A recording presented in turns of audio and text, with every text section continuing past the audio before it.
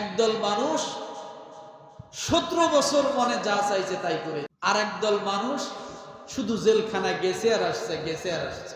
ছিল না? বোঝার জন্য কথাটা বলছি। এখন এই 17 বছর পর ওই মানুষগুলো এখন জেলখানা যাচ্ছে আর আসতেছে, আর যে মানুষগুলো এতদিন জেলখানা গেছে আসছে এরা এখন স্বাধীনতা লাভ করতেছে। এখন এরা মনে করতেছে যে আমরা কি স্বাধীনতা পাইছি। এখন মানুষকে মশার মাছি মনে হইতেছে। কথা বোঝেন? তো আল্লাহ তাআলা ডাক এভাবেই বুঝাতে চাচ্ছেন, মানুষ কিছুদিনের জন্য আমি রশি ছেড়ে দেই, যখন সময় হবে আমি তো রশি টান দিব। কে রশি টান দিবে?